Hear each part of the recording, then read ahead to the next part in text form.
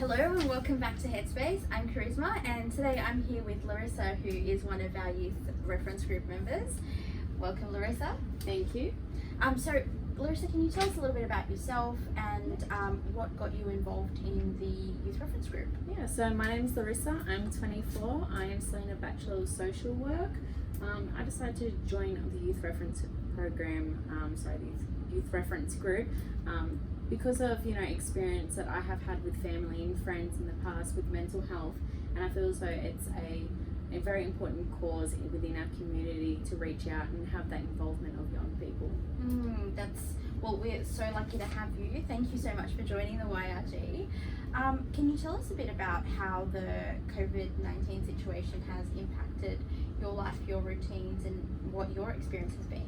Yeah, so at the moment I'm not working, so I have been at home quite a lot of the time, and a lot of the time I do find myself wanting to go sit down lounge, binge watch Netflix, binge eat comfort food as well. So I feel as though that's probably the biggest impact that it has had on my life at the moment. And I think from hearing a lot of young people's experiences out there, it's something that a lot of people out there can relate to quite a bit.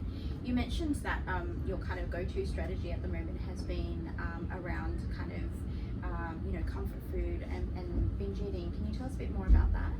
Yeah, I feel as though at the current point in time with everything that's going on, it's just a bit more easier to sit down, relax, and grab something unhealthy from the kitchen, especially when you do experience stress and anxiety during these times. A lot of the time you want to eat sweet things and order Uber Eats. It's just so much easier and convenient as well.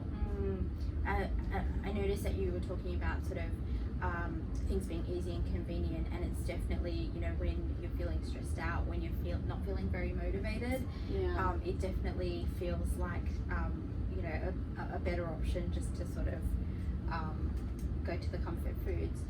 Earlier you were talking to me about something called the gut-brain connection. Yes. Can you tell us a bit more about that? Yeah, so the gut-brain connection, I feel as though it's very newly been brought into community and society.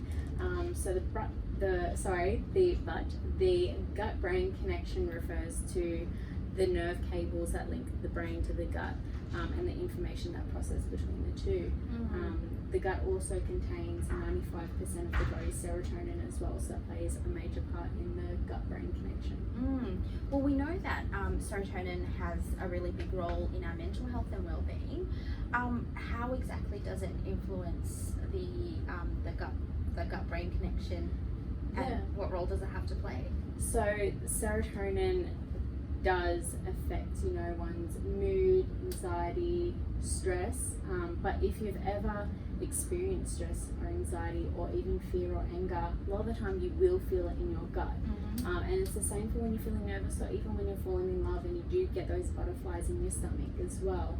Yeah, so true. Yeah, so not a lot of people realize that connection, but that's all because of the serotonin and the nerve cables connecting the two together. Wow, that's really handy to know. So, we've been talking a little bit about that connection between our emotions, how we feel in our gut, and therefore the link to, just reaching straight for the comfort food. How can we, break that connection, or how can we start that process of making healthier choices? Of course, it is hard, of course, to take that step. One thing that does have a positive impact on the gut-brain connection is high-fiber food. Yeah. So what high-fiber food does is it actually reduces the stress hormone that is released throughout your body. So you can find this in foods like grains, nuts, fruit and vegetables as well. And for anyone that's kind of feeling a bit overwhelmed at completely overhauling their diet, how can they start? What I have actually been doing is trying to choose healthier options. Right. So for example, instead of eating biscuits and dip, I try to go more for carrots and celery sticks with dip. And although if you don't like carrots and celery, it does change the taste and the texture when you do mix it with something else, such as a dip. And although it's not a massive change in your diet, it's those little things that help you get that started. Right, so kind of having a bit of compromise. Yeah, okay, that's really helpful. And we know that when it's you know, when you're tired, when you're hungry, when you're not feeling motivated, it's super easy to just go straight for your comfort food first. What are some other strategies to kind of help us through those times when we are not feeling motivated? What I do try to do is when I am feeling motivated, try and meal prep. So when you do have that motivation and that energy, you know, you can do some meal prepping for the week so that you know that if you get into a rut where you're not feeling motivated, you don't have enough energy to get up and make yourself lunch or cook dinner, you know that there's something already prepared for you, and more or less it could be a healthier option rather than going straight for, you know, a pack of noodles or something like that in the pantry. Or reaching for your phone in the Uber Eats app. That's exactly right, yeah. Yeah, absolutely. Where can we, I guess, find out more information, or, you know, what if you sort of like, okay, this seems like something that applies to me, but I don't know just how to start this journey? Look, I feel so a lot of young people are probably experiencing that as well. Sometimes even including myself. But I have heard that there is a dietitian here at Headspace Campbelltown. Yeah, absolutely right. That's able to, you know, kickstart that progress. Yep, that's spot on. So if, you know, making healthier choices in terms of food, in terms of your eating is something that you'd like some support around, have a chat to your youth access clinician, because they can book you in with our dietitian Sally, so that we can start that process of making those healthier decisions when it comes to food. Yeah, well, thank you so much for going through some of your advice. I know I've certainly learnt a lot today, Larissa. Now, is there anything that you would like to leave young people with?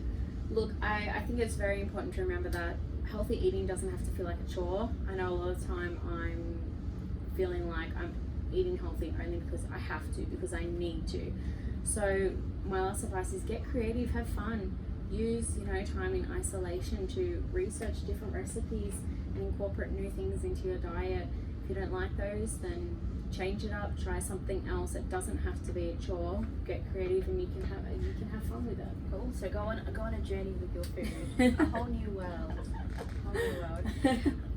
Like I said, thank you so much for joining us today. I really appreciate you sharing your knowledge. Thank you for having me. Very cool. Well, thank you also for joining us. And until next time, see you later from Headspace Campbelltown. Bye.